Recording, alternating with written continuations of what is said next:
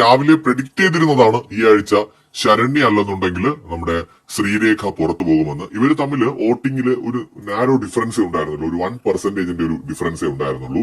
അപ്പോ ഇപ്പൊ അറിയാൻ സാധിക്കുന്നത് ശരണ്യ പുറത്തായിരിക്കുന്നു എന്നുള്ളതാണ്. ജെന്യൂൻ ആയിട്ടുള്ള സോഴ്സ് ആണ്. അപ്പോ ഒരാള് എവിക്ഷൻ നടന്നിട്ടുണ്ട്, ഇനി ഒരാൾ കൂടി ഉണ്ടോ എന്നുള്ള കാര്യം നമുക്ക് അറിയില്ല, കാരണം സൺഡേ എപ്പിസോഡിന്റെ ഷൂട്ട് കഴിഞ്ഞതായിട്ട് അറിഞ്ഞിട്ടില്ല. അപ്പൊ അങ്ങനെയാണെങ്കിൽ തീർച്ചയായിട്ടും ചിലപ്പോ ഒരാൾ കൂടി ഉണ്ടാകാം, ചിലപ്പോ ഒരു എവിക്ഷൻ മാത്രമേ ഈ ആഴ്ച ഉണ്ടാകൂ. ശരണ്യയുടെ കാര്യം ഒരു 90% നമുക്ക് കൺഫേം ചെയ്യാം. അപ്പൊ എന്തായാലും ഇപ്പോ ഈ ആഴ്ചയിൽ അങ്ങനെ ശരണ്യ പുറത്തു പോയിരിക്കുകയാണ്.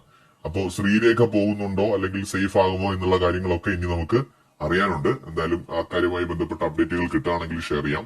ശരണ്യയുടെ കേസിൽ അൺഫെയർ എവിക്ഷൻ എന്നൊന്നും പറയാനില്ല, കാരണം ശരണ്യ ആ ഒരു പവർ റൂമിനകത്ത് നിന്നപ്പോ ഒക്കെ ആക്റ്റീവ് ആയിരുന്നു, പക്ഷെ ഒരു സ്വന്തം ഗെയിം ഇല്ലായിരുന്നു.